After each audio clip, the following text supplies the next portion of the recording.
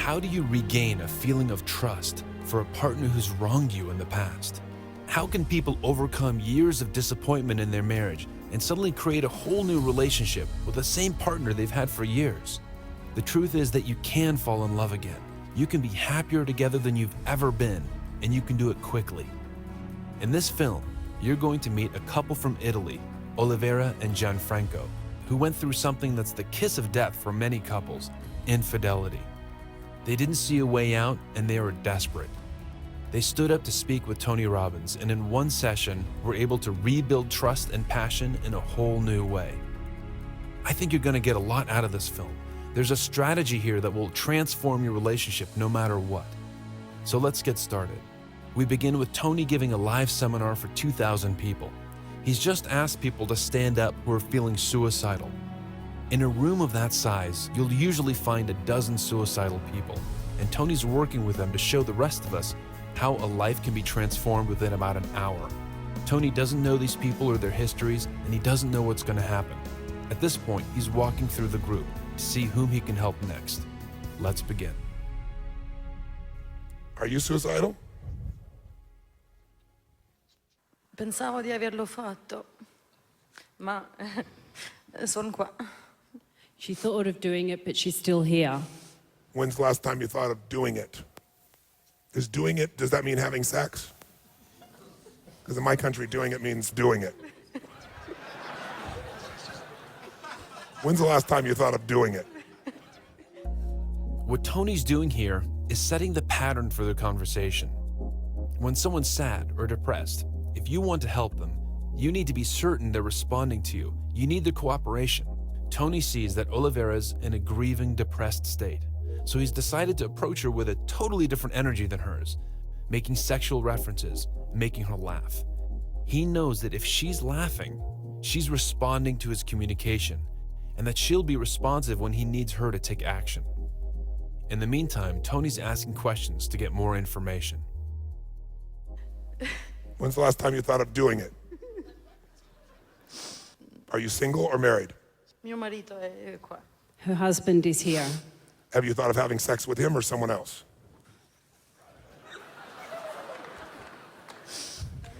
Con lui. With him. That's good. When's the last time you had sex with him? Stamattina. This morning.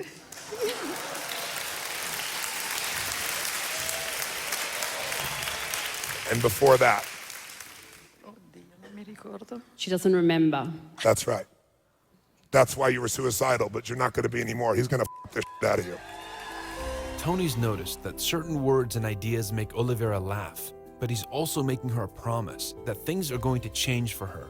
While Tony still doesn't know very much about this couple's story, he's already focusing on ways to help them. Was it a good sign you had sex this morning since you can't remember the last time you had before that? Era abbastanza eccitante. It was very exciting. Did you enjoy it? Sì. Yes. See, I got that one, yes. Would you like more? Oh sì. Where is your husband? Where is your husband? What's your name, sir? Gianfranco. Franco. Franco? Gianfranco. John Frank. John Frank. John Frank. Tony's using Gianfranco's name as the trigger for another joke, and you'll see Tony using this joke strategically later on. John Frank, did you enjoy making love to your wife? Sì, mi è piaciuto, tanto. Yes, he liked it very much. Did she initiate or did you? Ho incominciato io. He started it. Good man. Did you know your wife has had suicidal thoughts before? L'ha provato. Non l'ha solo contemplato, l'ha provato. She tried to. She never actually did it, but she did try to. How did she try? Ha provato a tagliarsi le vene. She tried to slash her wrists. Can I see your wrists? No, non si vede niente. You see that? Look at this. Do you see that? That's no exaggeration. When I came to Italy, women there grabbed me. Look, it's deeper than your cut. I swear to God, I was just in there. And in Italy, I still have a scar. It was like a month and a half ago. Look how deep that is. It's right across my veins. Le They were donne, grabbing me like this and scratching. Look, let me see yours. Come on, put yours next to mine. I can't even see yours. Tell me, who's got a bigger scar, you or me? è successo 6 anni fa. It happened 6 years ago. If it was a real scar, it'd still be there. Who's got a bigger scar? Me or you? Tu. Me. Yeah. That's from nails. There's a method to what Tony's doing. He's guessing that Olivera spends a lot of time focusing on her pain and the ways that she's been hurt. So he's surprising her now. Instead of giving her pity for her scars, he's sharing his scar and comparing them. What he's saying is, hey, there's a lot of ways that you can deal with your hurts from the past. You can compare them, joke about them, tell stories about them, or brag about them like they're battle wounds. I didn't know I was attempting suicide to go out and shake hands with these b****s.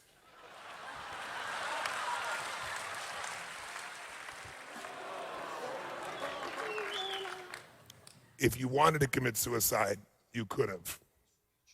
True or false? È quello che mi ha risposto il mio compagno dopo che è venuto a prendermi all'ospedale. Well, now, wait, don't even tell me what she said. I already saw. I hope you saw what I saw. You don't even have to hear the words. She smiled as she described it and pointed back towards her husband. Let's see. What'd she say? She said that that's what her husband said when he turned up to the hospital. And she smiled when she said that. Why did you smile when you just said that? It doesn't seem like a very happy moment. But you smiled a moment ago when you were talking about him showing up. Sir, John Paul Franco, King Louis, listen. And watch. Tanti anni faccio finta di essere felice, rido per coprire il resto. For many years she's trying to be happy, but she's trying to cover up. What are you trying to cover up? È la rabbia. Anger. And you're angry at your husband or someone else? Nei suoi confronti, nei confronti dei miei genitori e del tribunale di Milano. She's angry towards her family, him, and to the court in Milan. Why are you angry with the court in Milan? Nel 2003, quando due genitori, due adulti non vanno più d'accordo e c'è un bambino, ho preso mio figlio e sono andata via. Now, all of you that are listening right now, you could tune out very easily, or you could really decide you could learn a lot because you don't know the verbal language. You could actually become so sensitized that you could say, how much am I understanding of what she's saying without the words? How many of you are getting the core messages even without the words? I bet you could even tell me which needs are driving her if you really, really trusted yourself a little bit.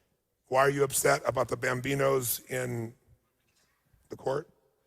She's upset because when she went to court, with her daughter, the parents were very unhappy that she actually went to court because her husband was hitting her. This husband? No, i miei genitori a 18 anni mi hanno fatto sposare con un altro. You were married before? 18 years, her parents In Albania. forced her to marry in Albania, with someone. È nato mio figlio nel 98. Her son was born in 98. Siamo venuti in Italia per cambiare vita. We came to Italy to change our life. In 2003, the Italian law took her son away from her. E glieli hanno affidato a lui provvisorio. Basically, they gave it to the husband without recognizing her rights as a mother. Is her husband living in Albania or in Italy? Milano, Italia. He's living in Italy. How old is your son? 30 gennaio compie 12. He'll be 12 on the 30th of January. Do you have other children? Una bimba di 4 anni con il mio attuale. He's your child? A daughter with four with this husband. A daughter with this husband. Do you love your daughter? Sì. Yeah. Yes. How old is your daughter? 4. 4. So you think the best way to serve your son and daughter is to kill yourself because you're angry. You made a mistake. You should have given the child to me. See, I killed myself. Quello è successo nel 2003. This happened in 2003 when she heard of her son. L'altro fatto in cui mi ha spinto a farlo è stato che ho scoperto i tradimenti del mio compagno, ero troppo innamorata. Well, in the last few years, she's discovered that her husband has betrayed her 3 times, and this is why she's very hurt. This husband? Yes. That over there? Yes. Why are you smiling? Translates into Italian, huh? Does this man love you? This little over here? Penso di sì. I think so. Come with me. Now that Tony's heard Oliveira's story, it's time for a shift. Tony sees that Gianfranco has hurt her, and Gianfranco needs to be accountable for his actions. When both couples are accountable for their own choices, they can start improving their relationship. Gianfranco. Do you love this woman? Sì, l'amo. Is there any question in your mind? Non ho dubbi. It's No, I don't have any doubt. Why are you around? Non sto scopando in giro. I'm not sleeping around. L'ho fatto. I did it in the Nella past. fase iniziale, quando mi sono separato da mia moglie, che sono andato con lei, ho avuto dei mesi di confusione. Was in the Sono passato- initial phase of his life after he Da una just storia separated. all'altra. Before when he met her, is in the initial phases when he wasn't really, he was very confused, and so he was still sleeping around. Before they were married? Non siamo We're not sposati. married, we're together. Oh, together. So it was in the beginning phase when he was still figuring things out. He said, well, you know, I love her, but in the meantime, I'm just going to sleep around until I really have the assurance that she really loves me. Do other people do that? Infatti io sono rimasta male perché non lo vedo normale. I don't see this as a normal thing that he sleeps around. He's an Italian man that sleeps around and that's not a normal thing?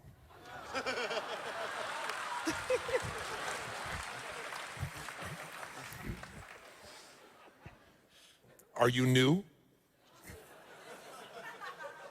I'm not saying it's right, but I'm just saying, Avevo is that not a pattern in the culture?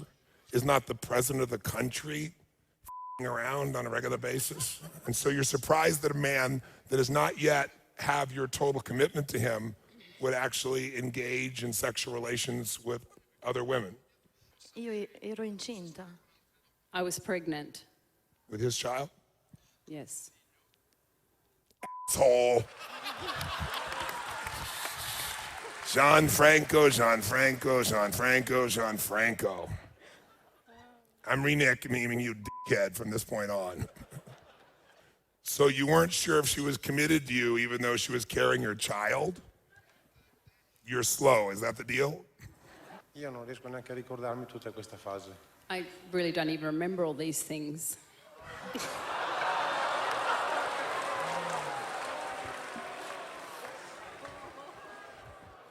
Well, Alzheimer does that to you, old man. Now, here's what's true.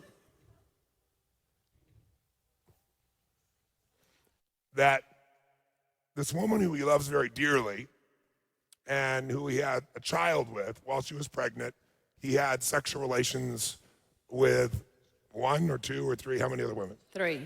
During that same time period? 3. 3. Okay. 3. Do you love this man? Do you love this man? Sì, See. Does he love you? Tell the truth, don't with me. penso di sì. I think so. Okay, that's called prove it to me, bastard. Does she believe he loves her? Yes or no? Absolutely she knows he loves him. She just hates the behavior.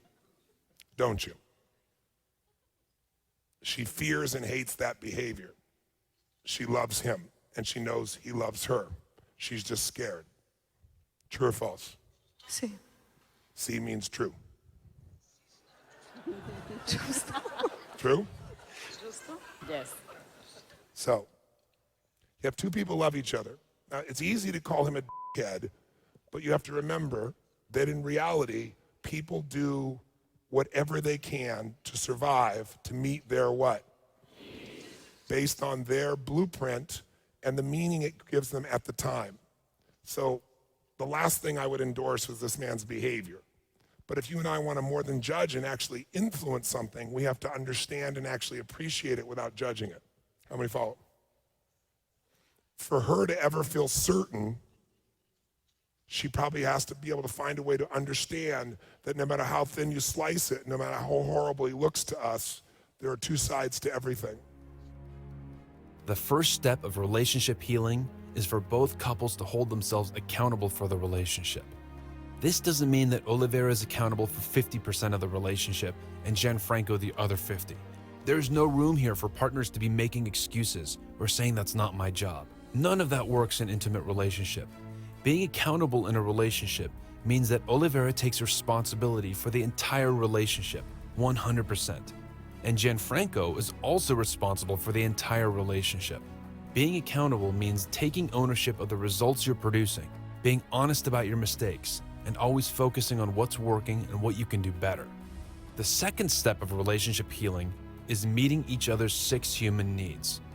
In our way of working, there are 6 human needs that are responsible for virtually all human behaviors and decisions. These are needs that we need to meet on a regular basis, no matter what. The first need is for certainty, the ability to be safe and comfortable. This is a primal survival instinct, and when we don't feel certainty, it's hard to focus on anything else. And you'll see that this is a need that Oliveira focuses on way too much, and it's responsible for a great deal of her troubles. The second need is for variety. In order to feel fully alive, we need to experience change, emotional shifts, new ideas, movement in your body. The third need is for significance. We all need to feel special, needed, and worthy of attention. The fourth need is for love and connection. We all need love, but many of us will settle for connection, the feeling of being connected to someone, or belonging to a group, or even just connecting with yourself. The fifth need is for growth. You need to keep on expanding and growing, or you start to die. And the sixth need is for contribution beyond ourselves. These first 4 needs, certainty, variety, significance, and love and connection, are the needs of the personality, and we all meet them in some way. We literally can't live without them. The last 2 needs, growth and contribution, are the needs of the spirit. And even though most people don't focus on them, they're the real secret to lasting happiness. Now, when you're in a couple, it's absolutely essential that you're aware of how you're meeting your partner's needs. And the 6 human needs gives you a simple way to do that. Tony's going to explain now how the 6 human needs work to keep couples together. Listen. Because this I know. I've been with hundreds of thousands of couples. I've never ever been with a couple where when people come together, they don't say something like, I gave him or I gave her everything. And yet they're separating.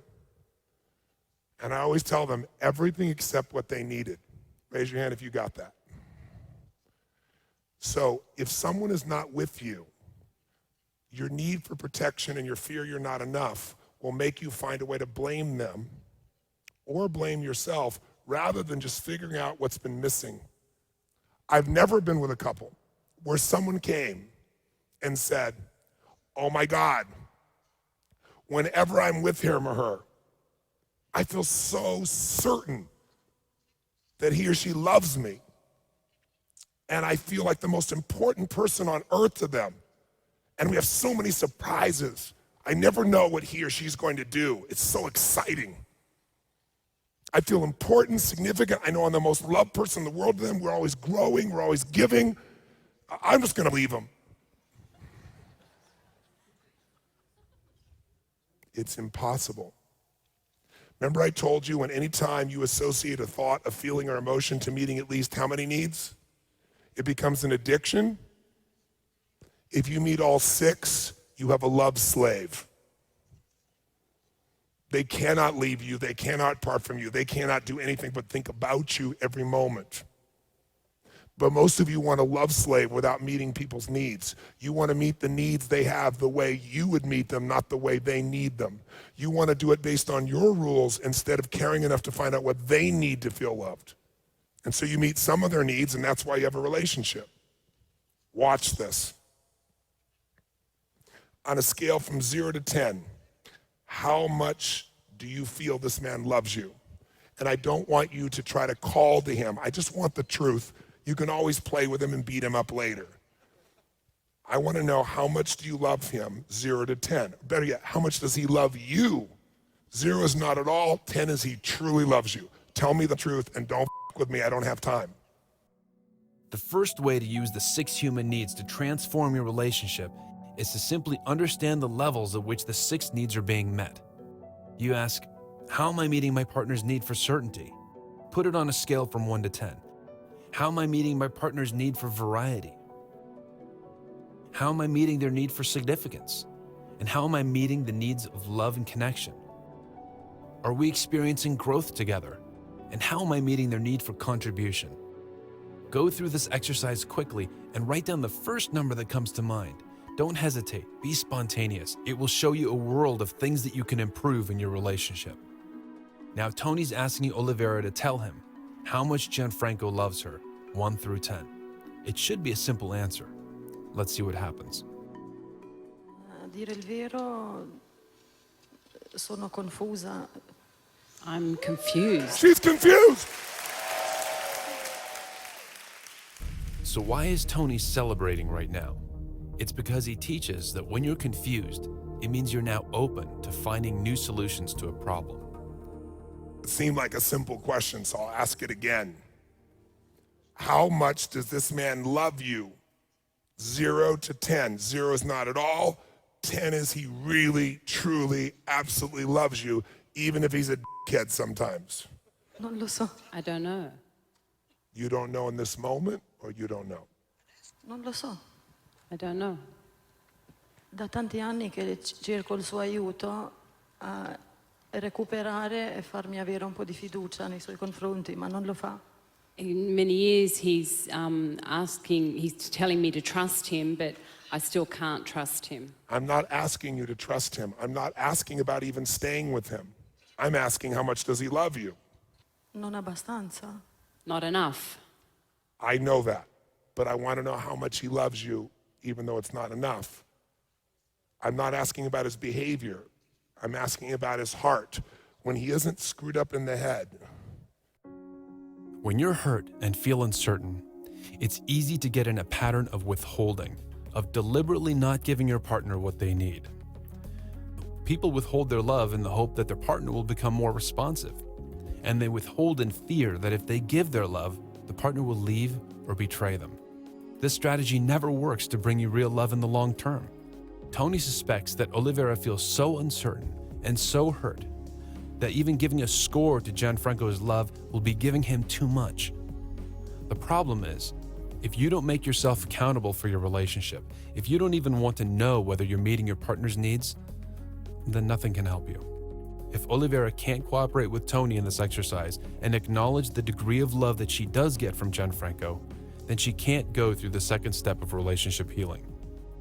How much love did you feel from him this morning? Non mi ha trasmesso amore, era sesso. This morning it wasn't love, it was sex. Oh, so sex has nothing to do with love. Then you have no problem with having sex with other women. It looks like there's some resistance building up inside Olivera. Tony's asked her to score Gianfranco's love for her, and she's not cooperating so far. A few minutes ago, she said she enjoyed the sex and found it exciting. Now she's taking the position that sex is just sex and has nothing to do with love. She seems determined not to give anything to her husband and not even acknowledge the nice things he's done for her. This is withholding. Now take a moment to ask yourself, when have you withheld from your partner? Have you ever seen your partner asking or needing something from you and you didn't give it? Why was that? What does that do to your relationship? Everyone withholds from time to time, but you need to be accountable for it. So if there's a time that you've withheld in the past, take a moment and write it down. Now back to the room. So does he love you, 0 to 10? If you can't give me a straight answer, then you guys just go off and resolve this on your own. If you'd like some help, I need some answers quick. Not do you trust him, not about past actions. I just want to know, how much does he really love you? Not when you're testing him, how much does he love you? 0. 0. He doesn't love you. Non ti ama? No. then you should absolutely separate. Don't ever look in his eyes again, and please don't have sex with him.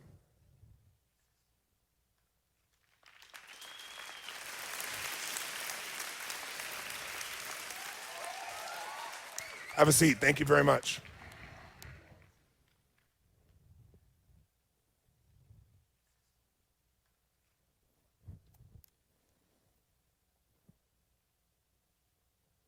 Is that what you're going to do? Sono tanto confusa. She's confused again. No, she's confused again, ladies and gentlemen. Olivera is confused again. It's possible that she doesn't understand the exercise. It's more likely that her level of certainty is so low that she's paralyzed. It's also possible that she doesn't feel understood. Part of being accountable in your relationship is making sure that your partner feels understood by you. In order to help Olivera and Gianfranco, Tony's thinking on his feet and will now speak indirectly to Olivera by speaking to the group. The goal is for her to feel understood and reconnected with her needs. Now pay close attention to Olivera's face and how she's feeling about Tony's words. Here's what you need to understand. For time's sake, I'm going to do the translation. This woman lost her son. She was abused by another man. She lost her son to the court. The court gave it to that. She felt like her heart was ripped out of her. She's hearing the translation now, and I want her to interrupt me wherever I'm wrong. The court's taken away from her, feels a piece of her heart is ripped out. She feels out of control. What is most important to you, my dear? Is it love, significance, certainty? What's the most important thing to you? L'amore. Love. And her source of love, she doesn't just want love. Love is what she wants in her heart. But what she wants before the love is certainty. Even though her heart wants love. How many follow? You want love, but you want certain love. Sì, sì. See. That's yes.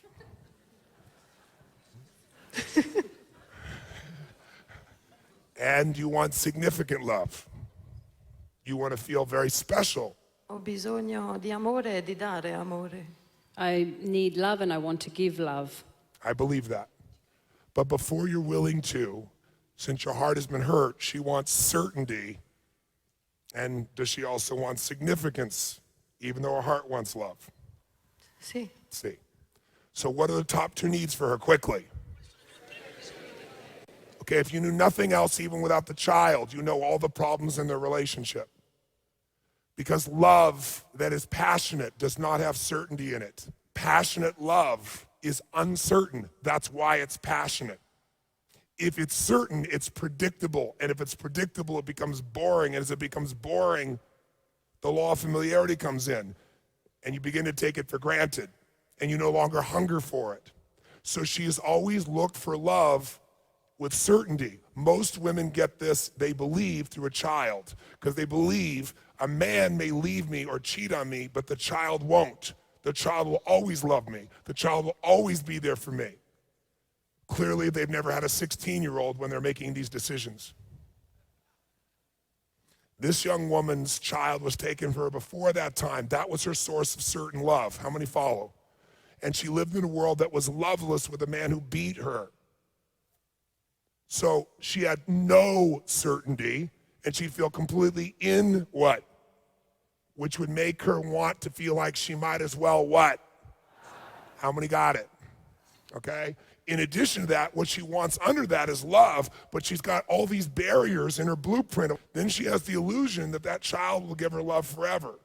That's a biochemical illusion every woman has to have. That's how the species continues. But do children not always love you completely? Yes or no? Do all sons and daughters continually love people, their parents? Yes or no? No way.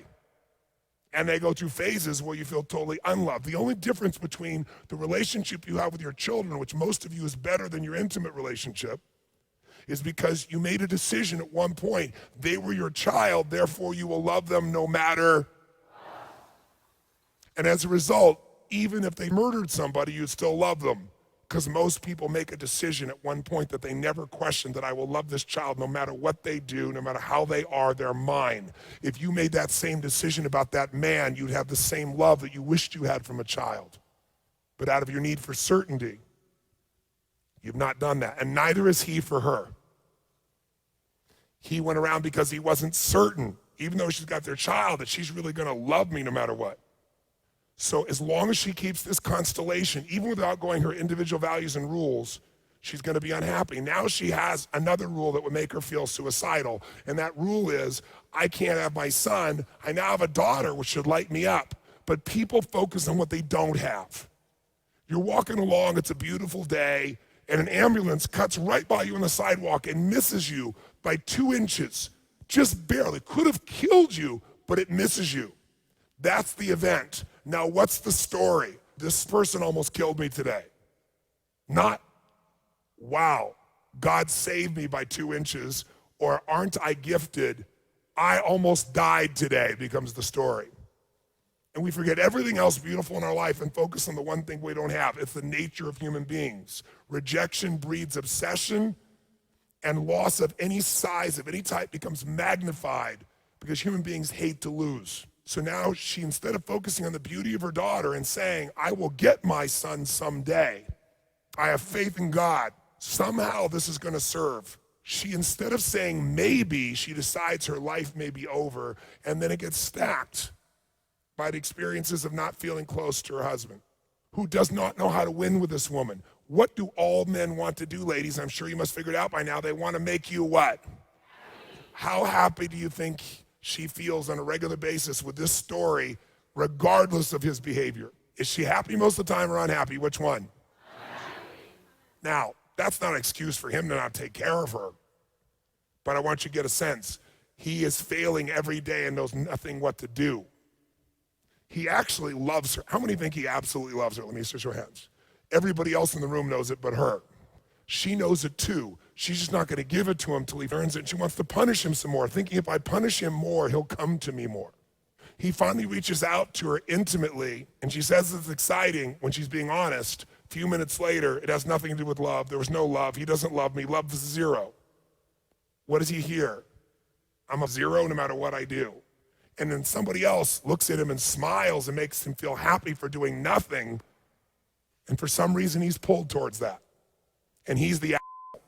He's willing to come to a woman he knew was miserable because he truly wanted to make her happy. And in the beginning, even though she was losing her child, my bet is there were moments in which she felt reassured, strengthened, loved by him, and it filled her up.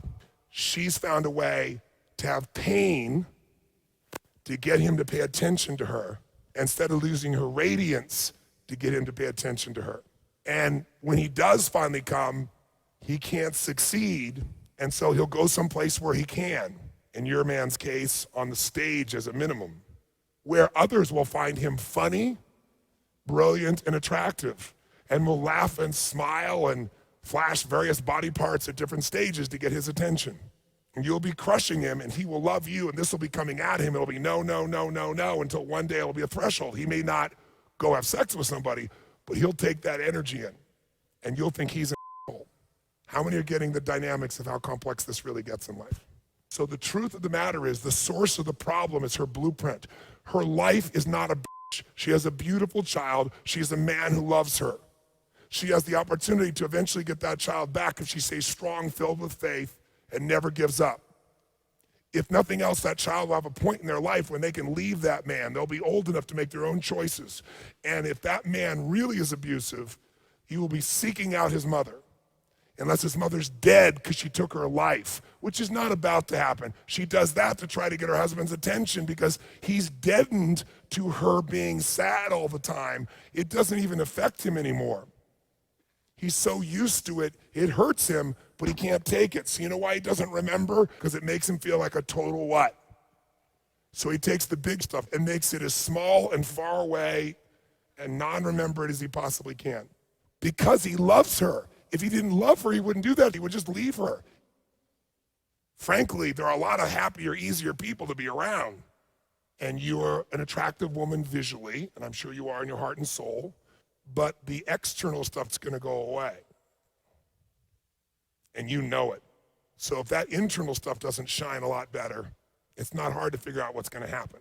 And that's why, what percentage of marriages end? No, it used to be 50%. Since 1983, it's 67%.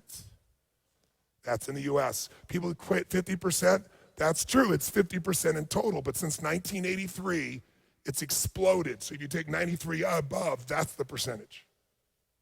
And it's because no one teaches us the dynamics of how we interact, because our culture has become focused on ourselves. All this is about who? Is this about her husband? Yes or no? Any of this about his needs? Have you heard anything out of her about what he needs or wants or desires or dreams or what she's here to give him? Not a thing. Now you know why she's in pain. It isn't because her child is gone. It isn't because he cheated on her. It's because all she focuses on herself and her own wounds. If she got out of herself and focused on her husband or a mission or her daughter or all the above, or the things she's grateful for in her life, she would light up like a Christmas tree, and she'd have moments she was sad about her son, but she'd know somehow together we can do it. And I bet that man would bust his ass to work with her to find some way to get that boy back. But when she tells him he doesn't even love her, not even zero, that's her way of trying to stab him. Do you think stabbing a man's gonna make him come work harder to be close to you? Maybe for a short time he will. Now, I'm not defending him. He's been a dumb. But I don't know any man or any woman who hasn't been also, maybe in a different way. Is his behavior any dumber than hers? Is his behavior any more selfish than hers? Why would he stay with her when no matter what he does, it's never enough? How many get this? The third step of relationship healing is to create rituals of giving and receiving. Now, there are two basic ways to get attention: by taking or requesting attention, and by giving attention. As children, we learn to request love and attention when we got hurt. As adults, we still get hurt, and it's equally important that we get attention and love when we need it. The problem comes when you get addicted to getting attention through your pain. In our culture, if someone is hurt, we feel obligated to help them. And some people realize that if they're always hurt, always having trouble, always in an emergency, they can get attention around the clock. The problem is that it's a very low quality attention. It's not the attention of a passionate lover who's driven to be with you. It's not the attention of someone who worships your soul. It's the attention of someone who feels obligated. So Tony's goal here is to educate Oliveira and Gianfranco in the art of giving and receiving. So far, Oliveira has refused to acknowledge Gianfranco's love. She's withholding. What she needs to understand is that it's much more powerful to influence him if she's actually meeting his needs. She'll actually experience more certainty and control in the relationship if she rewards him by thanking him, smiling at him, showing him affection. This will get his absolute attention. It's the attention of a passionate lover, it's the attention she really wants, and it's the best way for her to meet both of their needs. So back to Tony, who will start this process by talking to Oliveira about the sources of love in her life. Watch how this affects her. I feel for you. Because I feel for you, I can't let you live in this pity pot anymore. You can choose to stay in this pity pot. You got a son out there that someday is gonna seek his mother and actually love her more than if she was there every day, because we all desire what's been taken from us. He will hunger for you more than if you're with him every day of your life, assuming you're alive.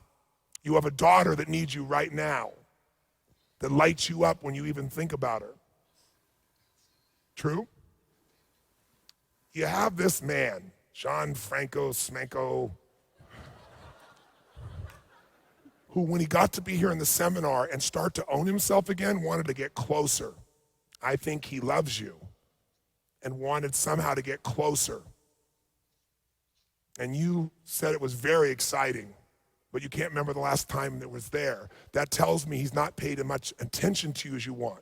By the way, how much attention does she want? When does she want attention? All the time. True or false, ladies? Come on.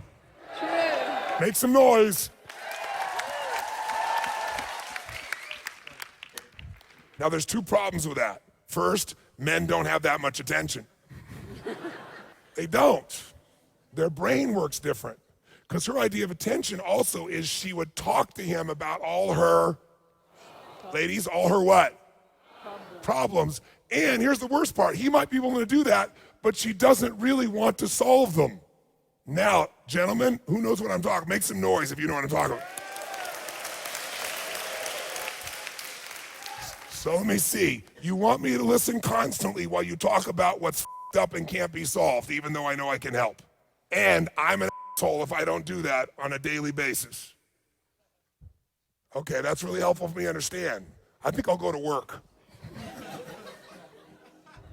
In order to be effective in giving and receiving attention from your partner, it's important to understand the different attention styles of men and women. So Tony will now explain how to understand the attention style of the opposite sex. You like to share with other women every detail of what's going on because you're a gatherer, not a hunter. See, hunters, 2 million years old in men, if they're masculine, they hunt. We look to get an outcome. If we get that, gentlemen, does it matter how we kill the thing as long as we bring it back? Yes or no? The woman wants to explain, kill it like this and adjust it like that and do it this point here and explain that thing there and then make this thing happen there and then when you go back, put it over here and then stick it here and then place it in that place and then make it happen there. Now, ladies, before you start feeling hurt and misunderstood and unappreciated, perhaps I should clarify for you. Hunters hunt. They do one thing, and their job is to solve the problem, bring it home, and we're programmed to do that, hoping when we bring it back, we would see a celebration for the victory that we really went out to try to do for you. Now, these are in the old days when we were the only hunters. To be fair, ladies, you've become economic hunters as good or better than we are. And many of you today, in the current economy in the United States, more women are now, for the first time in human history, employed than men. And for the first time in history, many women make more than men. Women still make less overall, but it's also statistically because they pick jobs that don't pay as high because they provide more freedom, schedule and time-wise, so they can have a family. Those are the facts. Now, some women get in very aggressive, difficult jobs, take the same risk, they make the same amount of money. So if we took away the story and we stopped judging and we went back to the genetics, we'd say, hunters go hunt, and they have two questions whenever you're talking. Question one, what's the point? And they have a hard time finding it when you're speaking very often. And here's why. Gatherers are not hunters. Gatherers have to do something different to survive. Gatherers have to walk around and truly think about this. Gentlemen, you got to understand this so you appreciate your woman at a different level. Gatherers have to walk around and figure out where the berries are, where the food is, everything else.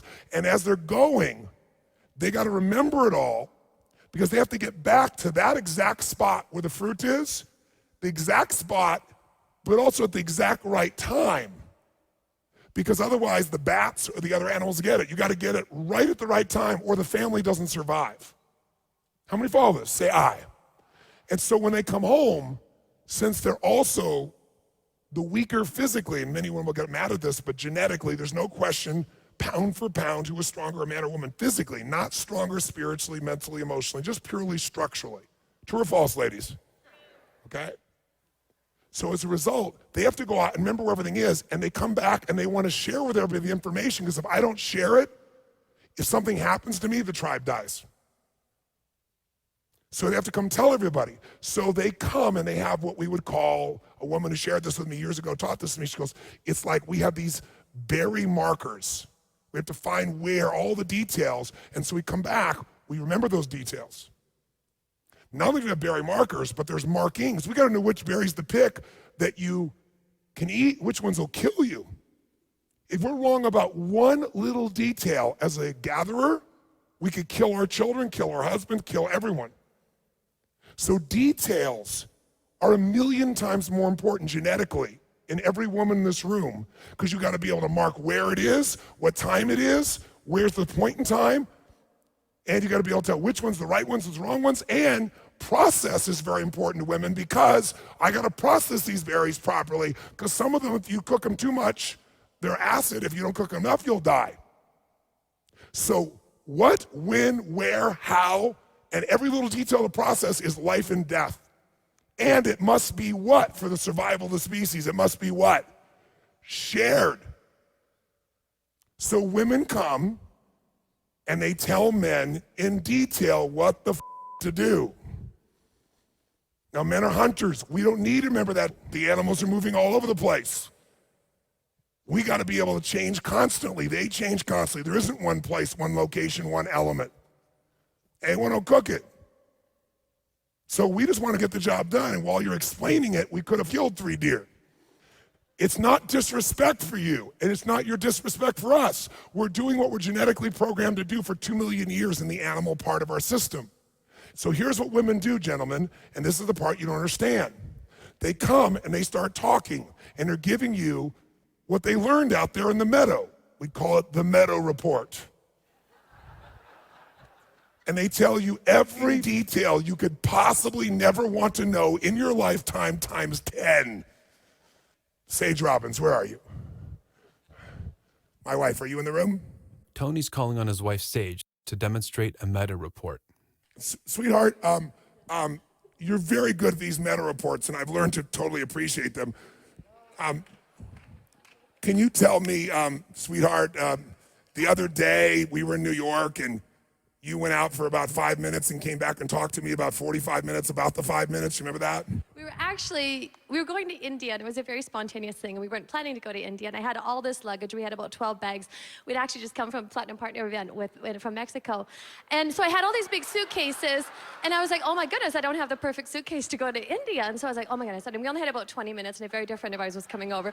And I was so hungry. This is a true story. I was starving, and I was like, I don't have time to get lunch, but maybe I'll have time to go to Starbucks. So anyways, I go like running out, and I ran past Bloomingdale's, and Bloomingdale's just like it started up for Christmas, and they had like the little elves and Santas, and I was like, oh my goodness. And yet I was still so hungry, but I still had to stop and like look at the Santas and the elves. Anyways, I went to Starbucks, and Starbucks has, I don't know if you've ever been to Starbucks, they have these little hoot owl like kind of shortbread cookies, and they're my favorites.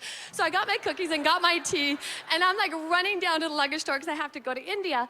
And I get to the luggage store, and I'm looking at all the luggage. They have this amazing luggage. It's like a trunk, and I'm thinking, sugar, I can't carry that on. And then I loved this luggage. Plus, it was $900, and I thought it was too expensive. So I go to the back of the place, and the guy's chatting with him, and I have my tea. And anyways, I negotiated. He gave it to me for $399. I made it back to the place in about 35 minutes, and we coached a very dear friend of ours. I had more cookies, and that was it. And we went to India that night.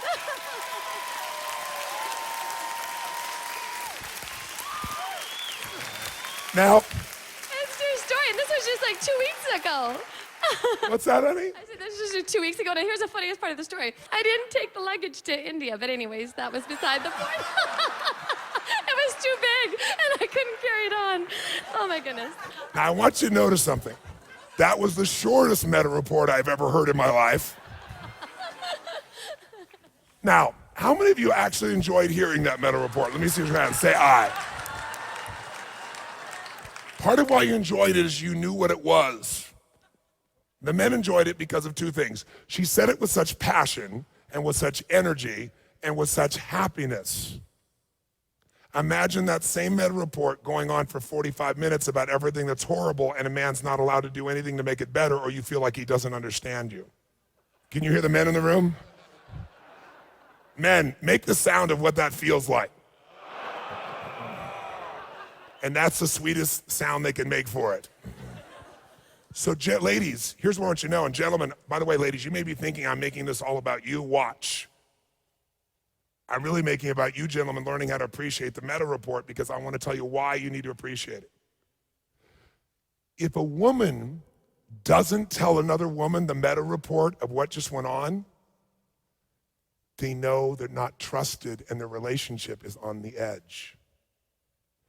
If a woman says, if you say to a man, if I come along here and I'm a woman and I come along to a masculine man and say, how was work today? William says, it was great. That's the meta report. What was great? Helped a lot of people, a lot of fun. But how did you feel? Totally great? Good. It's a great job. That's a man's meta report. And by the way, if a man went, oh, and did you know, and the little things here, and they have the things like that, I'm sure you haven't seen it, but if you saw this thing here, you went to, men would be, what the f is going on with you, to another man. But see, women think men are hairy women, and they need a meta report. Now watch this though, gentlemen, and you'll understand why listening to your woman's meta report will be useful. When you're talking, there's only 2 questions that go through a man's mind. Question number 1, what's the point? Do you know how many times I asked that question when she first told me this story for 30 minutes? And I wasn't able to come up with it. In fact, at the end, as she told you, we didn't even take the suitcase to India. But the fact that made it so happy made me happy, because when women are happy, men claim victory. If I took her to the movie and she loved the movie, I walk away going, I wrote the movie, I picked the movie, I selected the movie. She's happy because I took her to the right movie. When she's unhappy, how can I pick such a movie? This is the truth, ladies. Men want to make you that happy. You just don't know it. Because most of you, they've given up on making you happy because you've made it impossible. But one of the reasons you don't feel happy is you'd feel happy if you could give your meta report. So gentlemen, here's the answer. If a woman says, how was the party, to another woman, and that woman says, ladies, another woman says, supposedly your friend says, it was good. Ladies, make the sound of how that feels. Go. Guys would be, cool. And so you push deeper, don't you, ladies? You say, well, who was there? Was that Catherine girl there? And she says, yeah, Catherine was there. Well, what was she wearing? You want to know the details, the markings, the berry markers, were there berry markers here, here? What was she wearing? Was she being the normal horse she is? Come on, tell me. And if she just goes, no, she was dressed nice, and you keep digging, and she doesn't give you a meta report, ladies, do you trust her anymore, yes or no? When you go to your man and ask him about what he just did and he gives you no details, you think he's a woman that's hairy and you shouldn't trust him. Men don't give meta reports. Gentlemen, do you agree with me on this, yes or no? They give a meta report if their job requires a meta report. If they're an artist, or a writer, a director, an entertainer, then they have to. It's part of their job. But when you see them off the job, they don't give meta reports.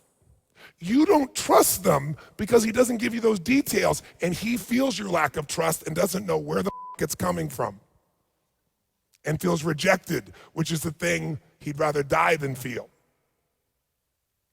And then someone else will, like most women do when they first meet, they don't uncork and do all the talking. They ask and let him talk and talk and talk, and he goes, holy shit. She was smiling the whole time, she was happy. I was talking, not much either, I didn't have to talk much, and she was happy. But those days don't last very long, do they? So gentlemen, here's the deal. You go to your woman, gentlemen, how long, by the way, ladies, men too physically process different than women. Women process both hemispheres of the brain simultaneously. That's why a woman never forgets anything. Because she doesn't just remember the words you said, she attaches an emotion to it, so she'll remember 20 years from now and remind you again. Men just process in one hemisphere, and they have less data storage. That's a fact, less connections. So there's only so much that they store there unless they train their brain differently. We can all train our brains differently, but it takes a lot of practice. So most men, how long, if you truly are interested, can you stay focused on a story with no point? Ladies, I want to ask you, am I being harsh? Ladies, do your meta reports really have a major point? Yes or no? No. All you want to do is share all those details. Yes, it has a point for a woman, where you're genetically sharing the most important things, like location, and it was in New York, and it was at, on 6th Street, and it was between the 2 Starbuckses, and it was this little thing, and it was a cup this side and the berry thing here, because this one will kill you and that one will save you. It's very important for a woman. But for a man, none of this is going to help me hunt. None of it's going to help me take care of you. How many follow what I'm talking about here? So men are looking for a point. And by the way, I know some of you actually think there is a point, but that's feminine logic. So man's going, what's the point? You can't find one. Gentlemen, how long can you focus on a story with no point? Give me a time period, just honestly, outside. Raise your hand if it's less than 10 minutes. By the way, are we talking about a woman or any story? Say it again. Has nothing to do with you, ladies. You're taking it personal. If there ain't a point, we're out of here because we're asking two questions. What's the point or how can I fix it? Those are the two things we're here to do. And you don't have a point and you don't want us to fix it. That's confusing to us. So ladies, I've done research in 100 countries. The most men will ever tell me they can listen to a story. I don't bring women into it. I'm doing a shortcut because of time here. The most men will listen to a story. The most is if they worship the other person 15 minutes max, and that's when they're dating. So here's the deal. You say, honey, I'd like to share with you my meta report.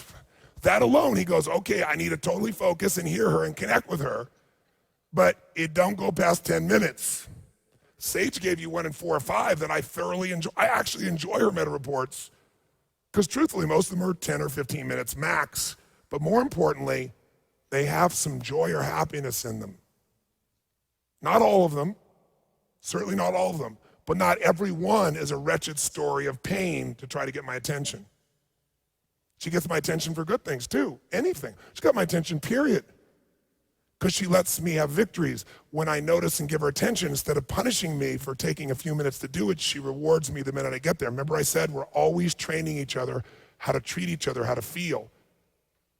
My daughter one time was so upset with her boyfriend, he didn't call her and he kept saying, you better call me, better call me. He didn't call. When he finally called, guess what she did? Laid into him. I pulled her aside and said, honey, do you want to end this relationship? She said, what do you mean? I said, you screamed at him when he called. She goes, yeah, but he didn't call forever. I said, when he does the thing you want him to do, anchor him with pleasure. The minute he called you, she should have said, oh my God, honey, I'm so glad to hear from you. I was missing you. How are you? Not punishing him, rewarding him. Then what he'll want to do is call when? Again. Otherwise he learns whenever I call and get, let me put off the pain as long as I can. Raise your hand if you understand this, ladies. By the way, gentlemen, it's the same way. If your lady does something finally and you go, finally, she isn't going to show up again. Masculine responds to challenge with appreciation. Feminine responds constantly to compliments that are sincere, constantly reinforcing. So this woman is a beautiful soul who's had a really painful set of meta reports that are truly truthful, and she's told him details and then didn't allow him to solve it. And so he finally tried to find some way to survive through work and probably got attracted to someone who on the surface wasn't making him wrong. That's no excuse for his behavior. But that's what happened. Somebody else met more of his needs. If she would have been honest and told me how much love he has for her, how much variety in their relationship, how much significance, you'd find these numbers are not high on either side because neither one's fulfilling each other's needs because they've forgotten how. So ladies, I'm not telling you can't give your meta report. I'm saying if you can find the humor in your meta report and the beauty of it, that it's genetic in you, but if you can also remember the fact that he doesn't give you a meta report does not mean he's not trustable. Because when somebody doesn't trust you over and over again, you finally go, F it. It's not worth the effort. I've done nothing wrong. How many ladies can understand this? Raise your hand, say I. Tony's making sure that both Gianfranco and Oliveira understand that he's not taking sides. If you want to enjoy your relationship, you can't hang back and criticize. You need to be active. Tony's job is to make sure that both members of the couple are doing their best for the relationship. The fourth step of relationship healing is to inspire trust in each other. In the big picture, trust is inspired when you feel someone has your best interest at heart and that your interests are aligned. In the short term, though, trust is inspired by a variety of minute-to-minute factors that may not be conscious for you. Now, what Tony's saying is that men and women inspire trust in opposite ways. Women communicate through meta reports that share everything spontaneously, including details, experiences, and emotions. Not sharing a full report from another woman means there's a loss of sharing, which means a loss of trust. Men communicate in the opposite way, by filtering out everything they saw in the meadow and aligning with each other by sharing the objective of the hunt. And they often do this in silence or with minimal communication. A man that gets distracted by details and loses track of the objective loses the trust of other men. The point here is that in order to feel trust for you, your partner expects certain things in your communication, and it's important that you appreciate your partner's language. So here's a quick tip. If you're a hunter type and you don't have much to say about your day, at least say it with a warm, reassuring gesture, like a look, a smile, or a hug. And if for 2 million years hunters have been bringing their winnings home every night, then when you go home after work, don't go home empty-handed. Once a week, bring home a small gift as a sign of your affection. If you're a gatherer type and your partner is a hunter, then remember that hunters accept each other by respecting the hunt. Show your partner that you respect and appreciate the effort he's making for you and your family. Align with him. These two rituals will inspire trust and respect in each other and will be a source of ongoing reassurance, trust, and love. Did he look at you in a way that got your attention? Sì, mi guardava e mi ascoltava tanto. Sì. Yeah, he looked and he also listened to me. Yes, he looked and also listened to you. In fact, she probably shared a meta report, and he was dating, so he listened for at least 15 or 20 minutes consistently. He wasn't being deceitful. It was just the first time he'd heard it, so it was still fascinating.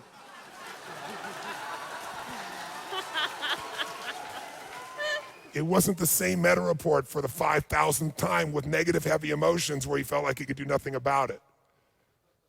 I'm not making fun, ladies. How many really get what I'm talking about now? Because if you get it, ladies, you'll see these men actually do love you. That's why I'm telling you this. They love your ass. They just don't understand this meta report shit. And you think they're not trustable because they don't give it to you and they don't listen to it. You think they don't understand you. They don't understand the structure of how you communicate. They understand you more than you think. If she feels that in this man is strength, strength can come in the form of a bad boy. Strength can come in the form of a man who feels like he owns himself, that nothing can take him for what he's focused on. Ladies, if you agree that is the absolute killer quality, make enough noise so every man in this room hears it, please. Because gentlemen, now that ladies think I'm not on their side, some of them and others now know I am on their side. How many get that I'm on your side, ladies? 100%. For those of you who don't think I am or think I'm just making generalizations about you, let me help you express yourself to men so they understand the real problem. That no man in this room who's masculine has any full appreciation of, not because he doesn't care, because he has no experience like you, because he's not a hairy woman. Ladies, I want an honest answer. How many of you have had a time, sometime in the last month, where you were someplace by yourself or even with someone else and you had a moment of concern for your safety, either walking out to a car at night, going underground to a parking lot? Raise your hand if you've had moments where you actually feared for your life. Raise your hands. Gentlemen, if you look around the room, it's about probably 95% of the women in the room. I think that would be a conservative estimate. Ladies, how many have had that experience in the last 2 weeks? You've had an experience where you had that fear. Raise your hand. In the last 2 weeks. And now we're at about 45 or 50% of the room. Who's had that experience, ladies, in the last week before you got here? In the last week before you got here, you actually had moments where you had fear for your safety. And we're about 25 or 30%. 25 to 30% of the women in the last week have had this. 95% have had it in the last month. Gentlemen, if in the last month you've had fear for your safety, gut level like, oh my God, survival fear, raise your hand.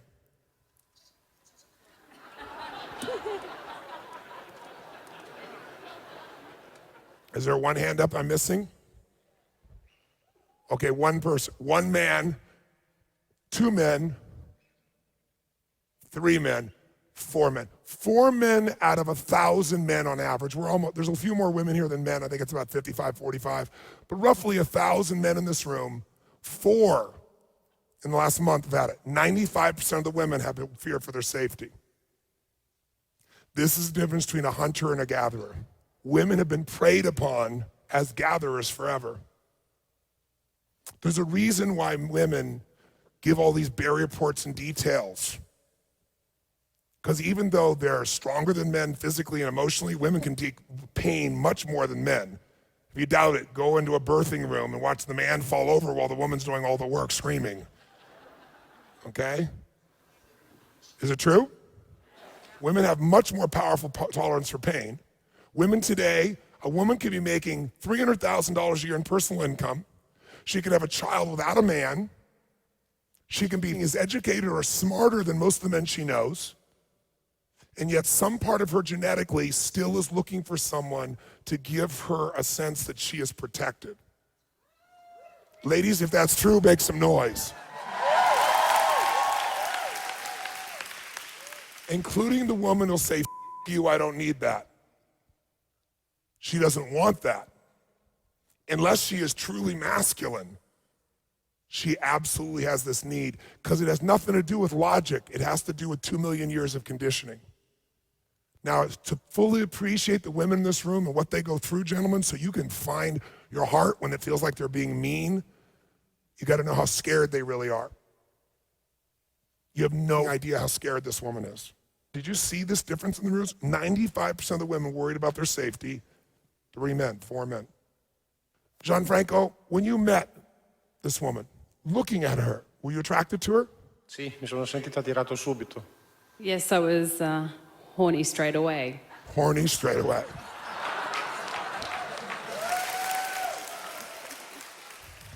Sì, See, were you very attracted to her?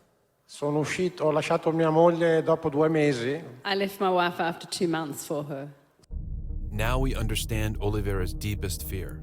The fear that if Gianfranco left his former wife for her, then he might leave her for another woman. Tony's going to address that fear by showing her how to truly attract and influence Gianfranco in a way that will make both of them happier and more passionate. Now, this man left his wife, and I'm not going to take the time to get under it all, but I can tell you why he left his wife. I can tell you beyond a shadow of a doubt. He left his wife because they both weren't meeting each other's needs. And the reason they did it is he couldn't figure out how to continue to make her happy. Now, you could say she was unfair, she was that, but I guarantee you, under it all, beyond all those judgments, is they didn't fulfill each other anymore. And I bet in the beginning, she was attractive to him, sensual to him, and sexy to him, because most women do that in the beginning. Either way, it's people not meeting their partner's needs. It takes 2 to tango. The next piece is radiance. Radiance is, because you're confident and you're passionate, radiance is this energy about you. There's a honesty to you. There isn't a facade. It's not a manipulation. Radiance would never say, how much does he love you, 0 to 10? If she answered authentically, maybe a better word than radiance is authenticity, because authenticity creates radiance. It's not that you're always happy. It's that you're authentic. So even if you're unhappy, you're totally unhappy and passionate about it. If you do that, you won't stay unhappy forever, will you, ladies? If you fully express your feeling, does it change? Yes or no? How fast does a woman's emotion change if she feels like she fully feels the feeling? How fast, ladies? Gentlemen, have you ever seen a woman, she was like totally happy, and then all of a sudden she's so angry and you're like, I did nothing? How many guys have been through this? Say aye. You don't have to do anything. If you do nothing, their emotions will change, because that's the beauty of the feminine. The feminine can change radically. Men get stuck. Today, women get stuck because they become like men. They no longer flow with all their emotions. But when you're confident and you're passionate, ladies, you're authentic and you fully feel, and as a result, you radiate. Even a woman who's crying, a man can be pulled through when it's authentic tears, not manipulation tears. Gentlemen, how many have ever had a woman totally upset, angry, whatever, and then she started to cry, and you're like, oh, because you got to help her. How many men in this room? Make some noise, gentlemen, go. Because every man, ladies, what you don't get about us is we're called to take care of you if you're authentically there and not criticizing us. We want to more than anything. We want to make you happy. To see you sad kills us inside. So if it's authentic tears, that actually pulls a man towards you. Authentic laughter, authentic anger that you fully feel until it's done. It's all of a manipulation that you see she did over here and wasted 45 minutes of our time to try to get to just tell me the truth that every one of you in this room knows. You know she knows he loves her or she would have laughed and then wonders why he's not honest with her. By the way, how much confidence has she displayed? How much passion? How much authenticity even? 0 to 10, how much authenticity we've gotten out of her and all the time we've been her. Give her a number. Ladies, no men vote. Ladies, you vote. 0 to 10, authenticity.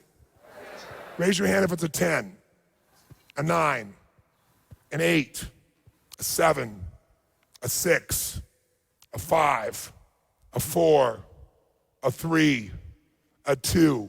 If you think 1 or 0, raise your hand and make some noise. Most of you give you a 3, 2, 1, or 0, which I would agree with you. It's in that range.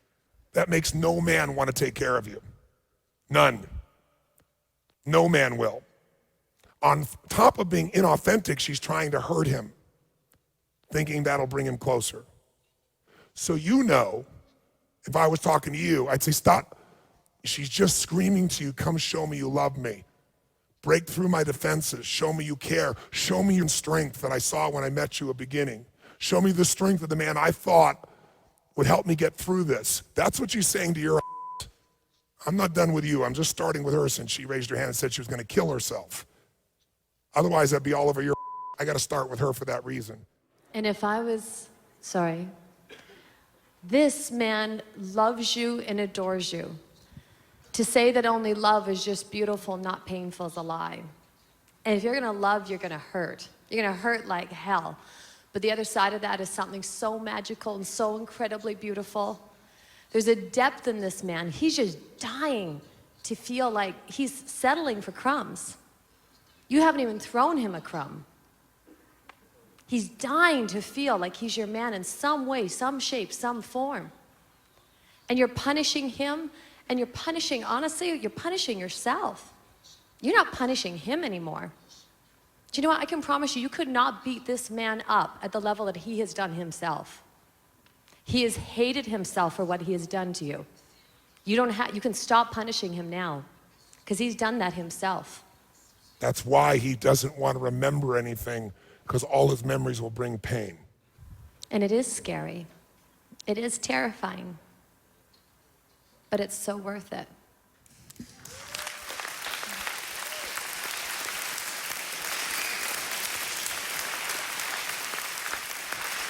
We didn't get here just by perfect, rosy, frolicking times. That shape that we had this amazing love and we've had beauty, but it's been the pain that's given us depth, that's given us that richness. And if you can love through that, there's a strength and there's a bond like nothing you will ever know. You will own that man's soul, but you have to open. The only thing that will end a relationship with a man is when you close to him. When you open to him, he will die for you. This woman, open or close to this man? Which one? Quick. Completely closed. It's not your size, it's not your shape, it's not your age. It's your radiance, it's your openness, it's your femininity that will make you own any man you want to own. But when you shut all those off, don't be wondering why A, you're miserable because you're not being your true self, and B, why he's not running here to take care of you. The real problem is she's focused on only who. That's the problem. It has nothing to do with him. In fact, if he was an asshole and went away and she re-grabbed those qualities in herself, would she have men lining up to take care of her, yes or no? No question about it. We're still on the 4th step of inspiring trust. And Tony's talking about what women can do to inspire trust in men. As he said, when a woman is in trouble, men are drawn to help or even rescue her. However, if a man feels that a woman is using her pain or using her trouble to manipulate him, he loses trust and becomes suspicious. Have you learned anything? Sì. What have you learned? Avere fede, Have trust, trasmettere amore transmit love, e accettare l'amore. and to accept love into my life. Give her a hand. It's very beautiful, ladies and gentlemen.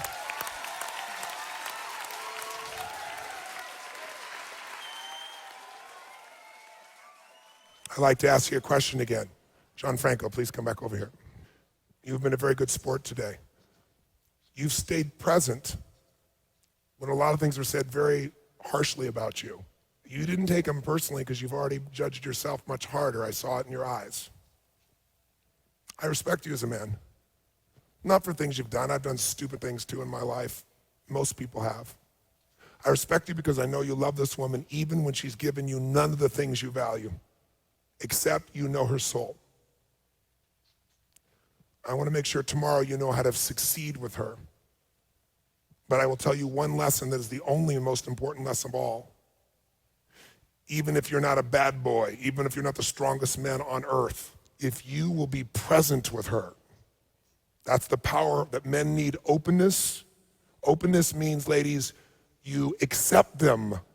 You can't criticize them and be open to them.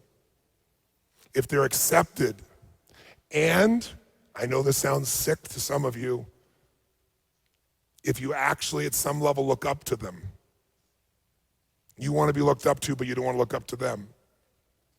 If that person feels like you respect them, you honor them, you accept them, you will own them as long as you stay open. You will own this woman if you can be present in the middle of your deep fear you don't know what to do. Present means you can look into her eyes, and when she's having the most pain, instead of going, oh my God, I don't know what to do, then no, she doesn't need you to do anything. She needs you to be there for her and just feel her and love her. So I want you to try something. But before you do it, I want to warn you. Right when you finally pierce her and you get through to her, she'll get scared and she will kick you in the balls verbally. She will test you. It won't be because she doesn't love you. It'll be because she's scared, because she lives in a world that she has to worry about her safety. Something you never think about. If you can remember she's scared when she seems harsh, and you're strong enough to help her get through the fear by staying there for this soul, this woman, this little girl, then whenever she says, he doesn't love me, you grab her and go, I worship you, you can't get away from me. Look what that does to her. That even translates through English. She even gets it. You get it? If you can do that, she will die for you because she feels you'll die for her, and you two will go deeper. And all that you've been through will be like a bone that was broken. When it heals, it becomes the strongest bone in the body. Stronger than if it had never been broken. That's a physiological fact in the body, and it's a truth in a relationship. Most of you in business know that if a customer's upset and you find a way to make it better, your relationship will be stronger with that customer who was once upset than if they'd never been upset. True or false? Every relationship is deepened by pain. Sage and I have been through so many painful, challenging, problem things, but we've never blamed each other. In the moments we did, which were rare, we picked up and were responsible, and we gave back to the other. We never tried to hurt the other one. That's why we have the relationship we have. And when we up, we owned we up, and we came back.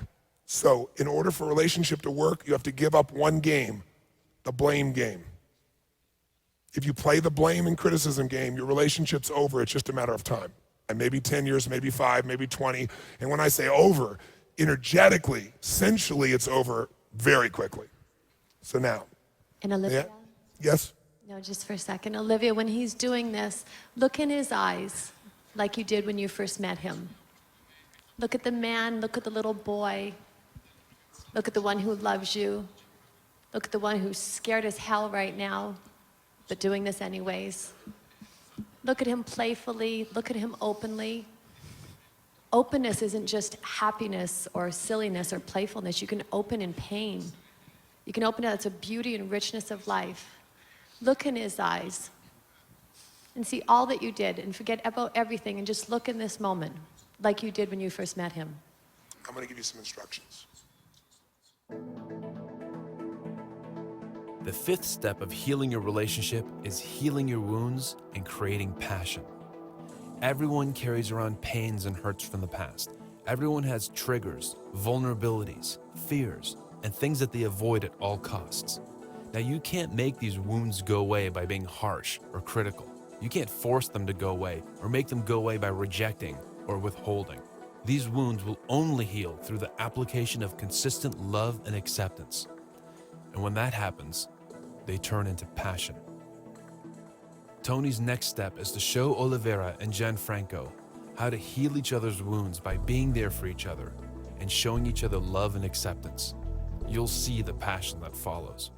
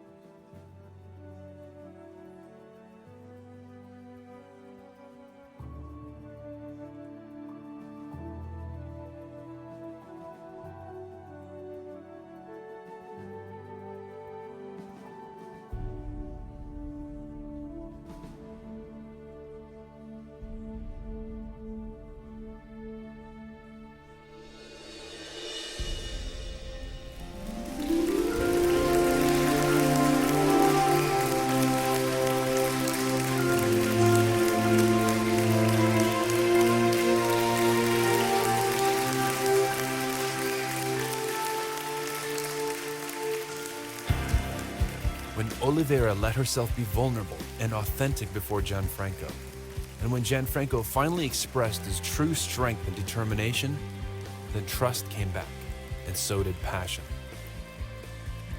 This passion will continue to grow and create a whole new future for this couple and their daughter. Now take a moment and think what this couple's been through: the betrayals, the emotional withholds, the conflicts, and the months of zero passion. All these things melt away under the power of love and acceptance. Now back to the room. What do you feel now when you look into your man's eyes? Che mi ama. That he loves me. Yes.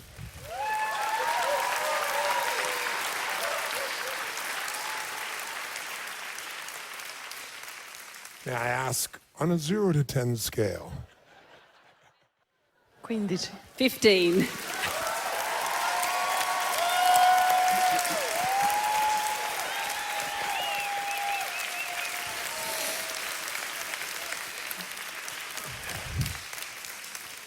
he always has. You're a beautiful soul, and he knows it more than anyone. And he wants to take care of you forever. How does that feel? Una cosa strana qua. I feel something strange inside, Qua. in my stomach. Yes. You have gas?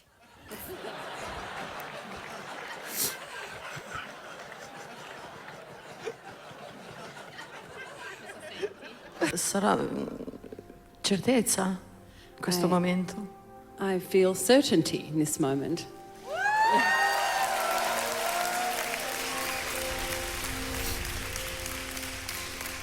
When in doubt, pull her closer to you.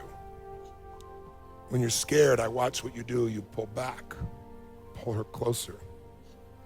Bring her strength. It'll her up.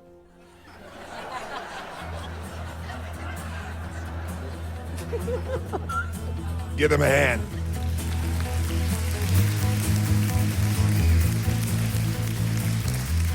Oliveira stood up, feeling isolated, unloved, mistrustful of her partner, and pained at their loss of passion over the years. Now, just a few hours later, she can have a better relationship with Gianfranco than she's ever had in her whole life. It is possible. A few hours of taking the right steps, of acting intelligently and giving your all, can cut through a lifetime of negative experiences and guide you to the relationship of your dreams. All you have to do is follow the 5 steps of relationship healing. First, become accountable for your relationship. Relationship is not a 50-50 deal. Both partners need to give 100%. Step 2 is understand and meet each other's 6 human needs. Measure the needs that are being met and check up on them so that you know that your partner is being cared for. Step 3, create rituals of giving and receiving and keep those rituals alive. They'll sustain your passion and your love. Step 4, inspire trust in each other by showing your consistency and your honesty. Make sure that your partner knows your good intentions every day. And step 5, heal all wounds by the consistent application of love and acceptance. Love will heal all wounds and it'll fix problems that nothing else can fix. Follow these 5 steps right now, today, and you'll have love and passion for a lifetime.